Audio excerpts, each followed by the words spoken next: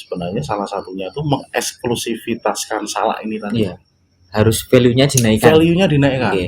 Si salak ini itu lagi digadang-gadang jadi produk hortikultura unggulan nasional. Ternyata salak Indonesia ini di global market kan dua musuh. Salak itu masuk ke Cina, kemudian baru ke negara lain, sempat ke Australia, sempat ke Kanada, Malaysia juga ada. Pasarnya pas bagus-bagus sih. Permintaannya hampir tiap hari itu. Iya. Saya delete.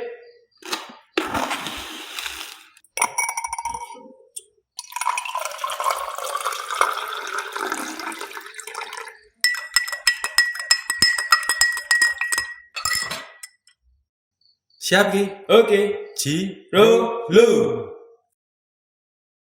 Yes.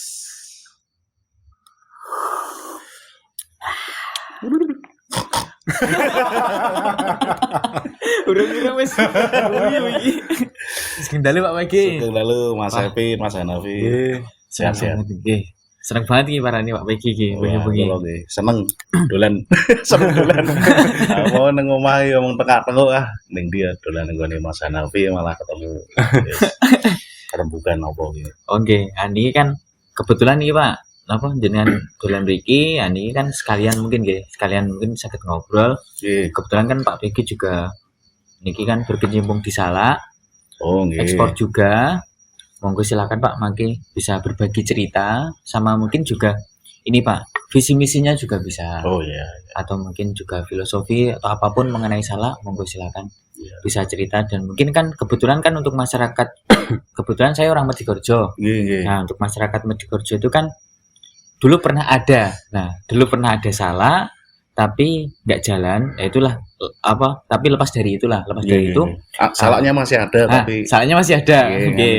Cuman mungkin kelompok taninya yang nggak jalan kan. Nah, nanti kan mungkin dari situ nanti bisa bermitra baik sama Pak Pegi dan mungkin nanti juga bisa dikasih saran pesannya untuk petani juga, atau mungkin ini juga kayak gimana sih caranya biar bisa kirim salak lagi. Nah, monggo silakan. Panjang ya. Wah, panjang Pak. Men prolog kita gembira sedewon. Gayeng ya kita.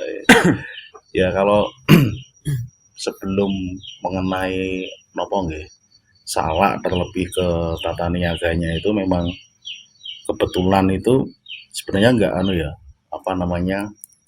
bukan tujuan dari lama sekali untuk berkecimpung mendalami bahkan sampai menjadi salah satu sumber pencaharian itu untuk salak itu sebenarnya nggak seperti itu. Memang kalau mau sedikit flashback ke belakang itu kan dasarnya itu kan saya itu kan bidangnya juga bukan di pertanian, bukan tiang asli mriki, bukan jadi memang ya nek diketok saka kesike kan ora mungkin nek wong Lumbung Rejo wong tuane ora mungkin ya bantak. Ora mungkin toh. Itu jadi memang dulu itu setelah ya sekolah lah, disekolahkan orang tua gitu. Kemudian kebetulan bidangnya juga bidang hukum, kerja ke sana sini sampai terakhir itu sempat keluar Jawa di Kalimantan.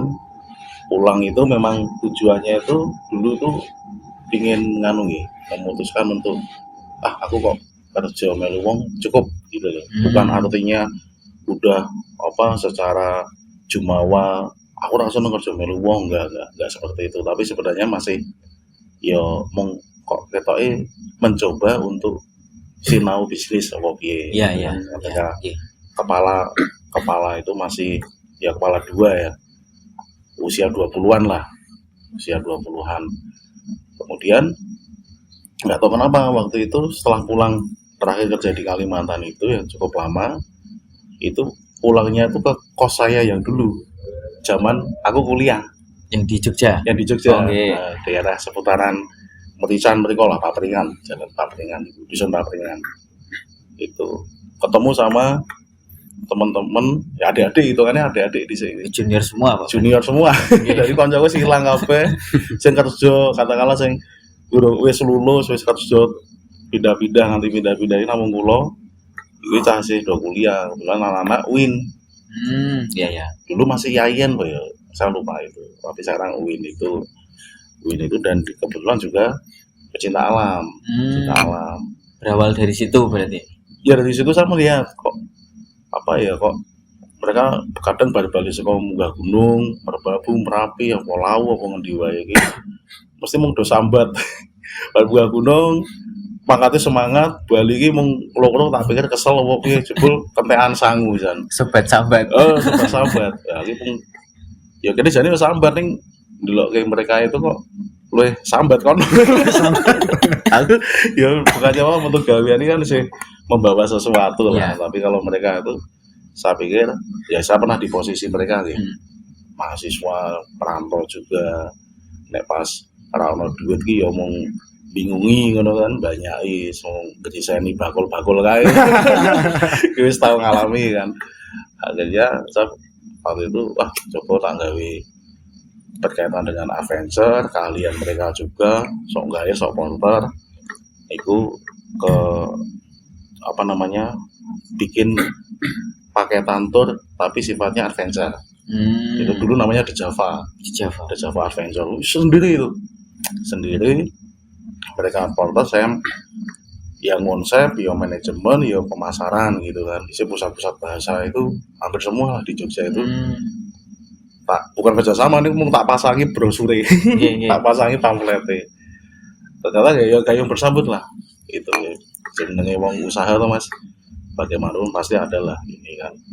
Itu, nah satu titik kenapa bisa sampai ke awalnya saya ke Turi mas. Di Turi itu saya hidup 7 tahun tuh di Turi itu. Awalnya itu kenapa bisa sampai sana itu ketika ini kok ora komplit ya, aku mau adventure alam semua kan, gunung, pantai, sungai, gua gitu kan. Tetapi saat itu ada fenomena baru terlebih di Sleman bagian utara, yaitu munculnya desa-desa wisata. Desa-desa wisata. Dan saat itu belum terkemas dengan api gitu. Karena memang Jogja itu identik city tour ya, Malioboro, kemudian kalau ke selatan ya ke pantai gitu kan, ke Bantul, Gunung Kidul, pantai semua. Kemudian kita ini hanya dilewatkan daerah Turi Tempel ini hanya dilewati mereka yang mau ke Borobudur atau yang dari arah Magelang yang mau ke Prambanan. Jalur alternatif ya kan gitu kan dulu. Ya itu pandangan saya saat itu kan. Pandangan saya saat itu cobalah tak masukin ini yang kaitannya sama desa wisata gitu kan, dan itu ngeblank itu belum tahu neng dia orang Google orang apa kan, akhirnya wes ngalor wes motoran tekan perapatan ngablek kayak ngerti ono wisata salak petik sendiri gitu kan. Wisata kebun nanti wisata kebun ternyata peninggalan ternyata di ledok nongol niku si cantik betul, kelompok tani si cantik akhirnya. Padahal di Lore ono agrowisata tapi saya nggak sampai situ. Karena memang tujuan saya golek sih desa wisata kan. Walaupun sebelumnya itu tekan daerah Sakidul di Kelor ada gitu kan, ngelewati itu juga, ngelewati yang waktu itu Pulasari belum ada itu malah. Sepertinya belum ada. Belum Pulasari masih. Kembang Arum. Arum lewati juga Kembang Arum. Kesana juga lihat-lihat. Tapi akhirnya ngalor bablas terus akhirnya sampai situ ketemulah dengan seorang petani lah yang saat itu merawat niku kebun wisata petik sendiri. Itu Pak Misroji, saya ingat itu namanya. Pak Misroji. Nah, kemudian di sana ngobrol panjang lebar, singkat cerita akhirnya kok ono rasa, tapi itu setelah pulang ya. Karena setelah bertemu, saya juga bertemu dengan beberapa pihak. Mindset saya itu masih tentang wisata. Masih tentang wisata. Sampai sebenarnya waktu itu sempat diantar ke kalau Mas nek ngerti kebon kuning kono ning kene gitu. Dan gumun. Walaupun sebelumnya aku ki yo suwe ning sawit. Iya. Betul nek padha to. Malah luwih gede sawit ya mengwoi sawit di dhuwur kayak gini ngisor kok. Gitu. Dan saya dari kecil tuh gak seneng makan salak. Gak seneng makan salak, tapi gak tahu kenapa ketika di situ itu kok setelah pulang mikir aku pengen merono gitu loh. Candu. Tapi bukan ngomongin salah Iya. awalnya. Wisata, masih mindset wisata nih gitu.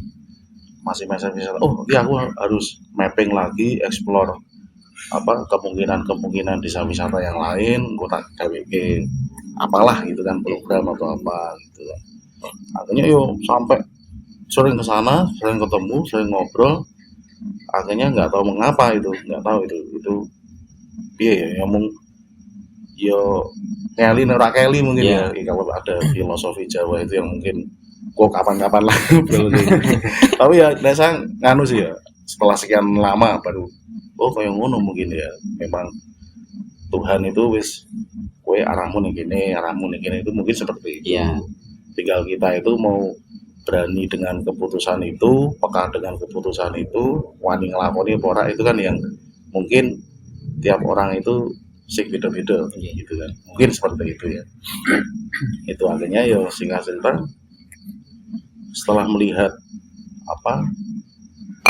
tanda kutip benda matinya, tanaman, buah segala macam itu tergenapi itu ketika ketemu wong-wongane ngobrol-ngobrol.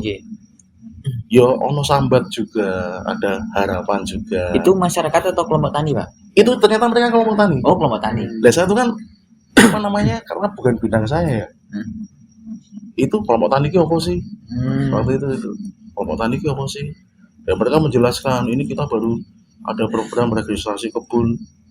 Takon meneh registrasi kebun ini apa sih? Gitu kan. Jadi memang awam. benar nol ya, Pak. Bener-bener nol. Tapi ning kono ki karena mungkin karena penasaran pengen ngerti. Malah jadi kaya wah aku bedino kudu merono. Bedino kudu merono sampai baru saya sadari saya tuh secara tidak langsung berpindah ekosistem, berpindah habitat. Yang dulu wong urban lah walaupun sempat ning alas terus di Jogja itu di kota gitu kan. Di kota tapi akhirnya memutuskan untuk aku tak dolane ngalor ya. Menepi lagi dengan petani bikin sinau nyantrik lah istilahnya. Nyantrik. Belum ada pikiran ekspor. Belum ada sama sekali. Belum ada itu. Saat itu belum ada. Dan kok ini menarik sampai ke titik saya berkenalan dengan beberapa pihak. Kemudian ternyata bareng, jadi memang momentum sih Mas ya. Momentum itu yang kadang kita nggak menyadari itu. Setelah kejadian baru kadang dia lagi nyadari kan. Tapi kadang momentumnya. Saat itu mungkin momentum yang pas karena memang lagi si salak itu lagi digadang-gadang jadi produk hortikultura unggulan nasional berdampingan dengan ada manggis, ada pisang, ada mangga di daerah tertentu itu dan juga untuk dijadikan salah satu dipionirkan saat itu ikon untuk jadi salah satu buah yang bisa diekspor. Hanya seperti itu. Jadi ya di situ akhirnya lebih intens ketemu dinas, ketemu ada kementerian berbagai pihak dan saya saat itu bersyukur karena dengan momentum itu jadi aku ngilmu nih jadi bukan ngilmu ya mengikuti alurnya itu alirannya itu jadi tambah padat kurikulumnya emosional kaya di jadi akselerasi percepatan gitu kan saya ngomong bisik loh bro apalah di endorse oleh Amanah ini seger tenan iki kita campuri kopi ini udah ditambah enak kopi ini udah sehat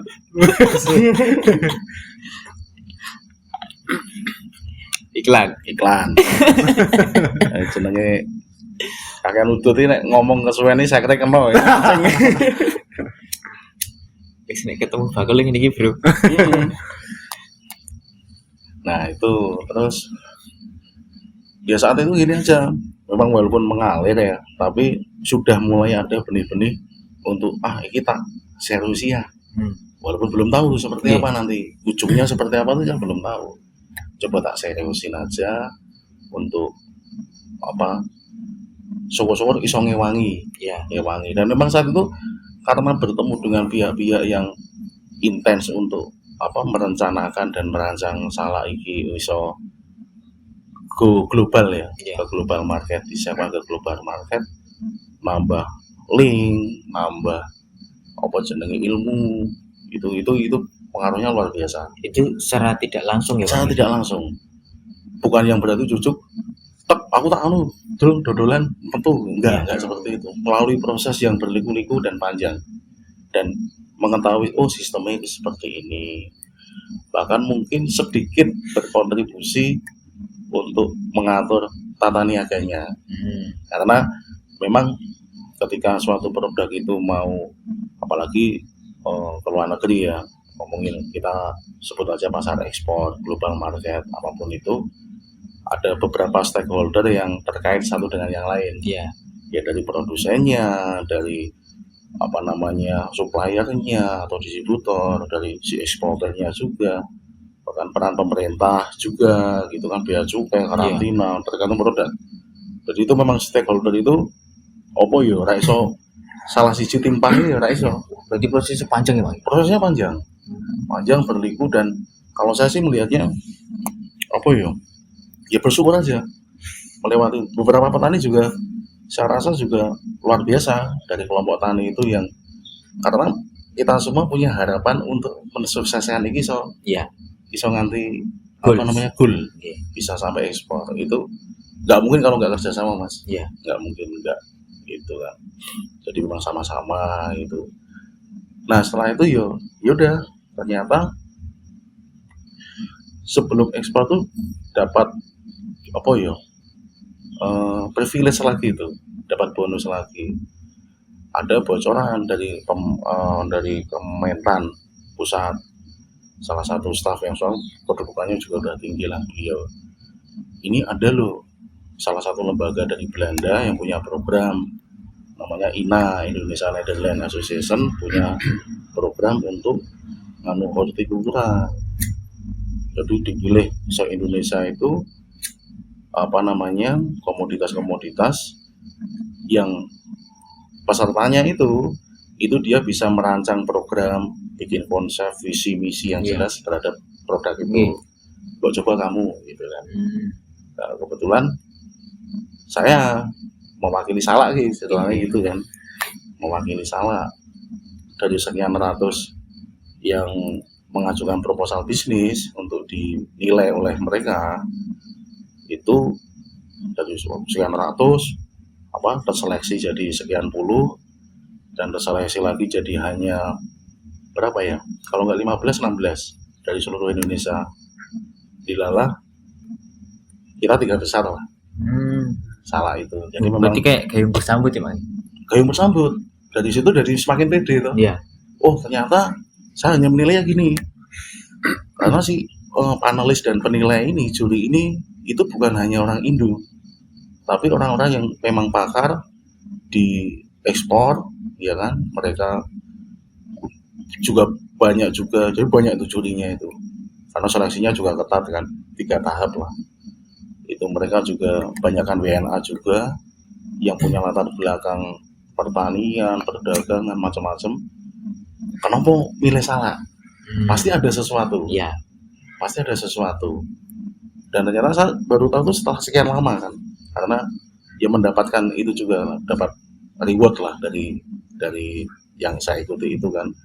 Itu ternyata konsep visi misi yang tertulis saat itu yang dihitung mereka, bukan hanya komoditasmu aja. Karena sebenarnya gini, Salak itu mereka pun juga lewat tulisan itu, mereka pun tertarik karena mereka juga baru ngeh ternyata Salak Indonesia ini di global market kan dua musuh, dan jadi kenyataan sampai sekarang. Kita nggak punya musuh, makanya harus orang dewe sing biasa udah KTP sini ya, udah jadi katakanlah warga negara tempel gitu. Tempel Nesia gitu kan, jadi warga negara tempel Nesia gitu. Jane selalu tergerak terus, nggak kerasa anteng neng kene iki, kita itu punya di belakang halaman kita, samping halaman kita, bahkan di dalam rumah kita pun kita punya komoditas yang tidak punya musuh di luar. Ini eman-eman kalau nggak di bersama-sama gitu, tentu saja bersama-sama, harapannya kan seperti itu. Itu untuk dikelola, yuk eksklusifkan. Karena mas saya itu sempat apa ya karena awal dari Salak juga yang sering kemana-mana gitu kan, ketemu konco-konco yang dari heterogen lah, dari komoditas yang macam-macam lah selain Salak itu. Ternyata hampir bisa saya katakan 80% itu importer. Jadi kita ini, market kita ini, karena karakter bangsa kita itu konsumerismenya tinggi kan, eman-eman. Itu dibanjiri dengan produk-produk impor, ya kan? Iya. Katakanlah dhisik dia mau nemokke jeruk mandarin ini mungkin mau ning Superindo, di Hypermart, di mana-mana lah, yang supermarket lah itu. Saya kira bakul pinggir dalan, bakul buah-buahan wawan pulau desa wae dodolan kuwi gitu loh. Itu. Nah, kita itu mosok mau kalah terus sih. Padahal kita punya sesuatu yang bisa jadi emas coklat gitu. Iya. Itu sih. Dari situ mulai selalu terus. Dan bersyukurnya juga 2009, sebenarnya dari 2008 ya. Tapi ada dinamika yang terjadi, sempat waktu itu pasar pertama kan Cina. Iya. Sempat kesuspend juga sekian bulan. Kemudian kita bisa memulai lagi itu di 2009 sampai sekarang. Tapi berhubung ada Covid, khusus Cina ini sempat terhambat. Jadi ya cukup lama Salak itu masuk ke Cina, kemudian baru ke negara lain, sempat ke Australia, sempat ke Kanada, Malaysia juga ada. Kalau era sebelum 2008-2009 saya kurang tahu. Oh gitu. Mungkin sudah ada sih, sudah pernah ada yang mencoba, tapi saya kurang tahu waktu itu kan. Gitu. Tapi yang kebetulan yang saya sama teman-teman alami itu di era-era 2009, 2010, dan baru beberapa bulan mulai lancar. Letusan erupsi Merapi. Oh iya, 2010. Iya. Itu kan juga kayak bagi kita ya yang pelaku itu, wah, cobaan luar biasa itu. Iya. Cobaan luar biasa. Salak wis cetok, enggak wah, bisa. Udah katakanlah dulu ya juga ngungsi yang punya udah ngono WA, udah ngono apa toh. Ya, itu belum ada sih. Era BlackBerry saya kalau BlackBerry so dihitung tuh. Saya barang mewah lah, Mas. Si barang mewah, betul. Gitu. Wah, kocar kacir. Padahal permintaan itu masih ada saat itu. Nah, saya bertahan piye carane gitu kan di tengah konco-konco udah nyoba di pengungsian itu untuk bertahan. Iya, mempertahankan pasar yang ada karena mereka nggak mau tahu. Dibikin bencana loh kan. Seperti kirim barangnya dilala waktu itu pasarnya pas bagus-bagus sih. Permintaannya hampir tiap hari itu. Iya. 3 ton. Nah, kan pesawat Mas, terbatas ya kuotanya kan. Tapi hampir tiap hari. Seperti itu. Nah, itu cobaan pertama sih. Tapi cobaan yang setidaknya kita bisa lewati. Iya. Kita bisa lewati, bahkan ada yang kebun sempat produktivitas itu menurun, tapi tetap bisa. Karena gini, sebenarnya daya serap untuk ekspor ini, saya ngomongin ekspor ya. Iya. Daya serap untuk ekspor ini masih rendah sampai sekarang. dari semua produktivitas yang ada di di lereng selatan Merapi ini untuk salak. Paling hanya di bawah 5% kok. Maksudnya sebenarnya seperti itu. Berarti aslinya pasar ekspor itu masih terbuka lebar banget, Pak? Masih terbuka lebar sebenarnya. Karena gini, karena ngalami ya. Setelah tadi cobaan pertama lah setelah ekspor yang tahun 2008-2009 itu Merapi meletus. itu permintaan masih ada, bahkan setelah itu meningkat loh, karena saya ada datanya semua kan, ada datanya semua kan, itu meningkat, mulai ada dari negara lain juga, mulai untuk apa namanya kerjasama juga itu. Nah terus sebelum COVID itu bahkan ada beberapa negara yang mulai rutin juga, kayak Kamboja, mulai kita masukin salak ke Kamboja, ke Thailand Iya. juga. Oh berarti itu Kamboja Thailand tuh memang udah lama, Pak? Sebelum COVID sih. Oh sebelum COVID. 2 tahun, kurang lebih 2 tahun sebelum COVID. Tapi kan COVID ini kan juga ya kita tahu ya apa, merubah tatanan. Iya. Merubah tatanan. Banyak yang berubah. Market Cina akhirnya off itu karena saat itu market ke China itu bahkan ke Kamboja, Thailand pun sama. Semua salak yang diekspor itu masih tergantung sama pesawat air kargo. Oh iya. Masih tergantung pesawat. Nah, pada saat COVID semua maskapai hampir off. Adapun itu harganya luar biasa. Dan China saat itu benar-benar isolir ketat kan itu kan. Iya. Cina itu. Jadi nggak mungkin lah kita saat itu melakukan tata niaga, itu nggak mungkin. Yang dilalah ini COVID-19 kok kono juga kan lho. Dilalah suka kono juga. Kan. Jadi ya sempat doman meneng-anteng ya. Iya. Meneng-anteng guys. WFH lah. WFH, salah WFH. Iya. Itu. Jadi sempat seperti itu juga. Nah, di titik itu saya sempat berpikiran itu sama istri kebetulan.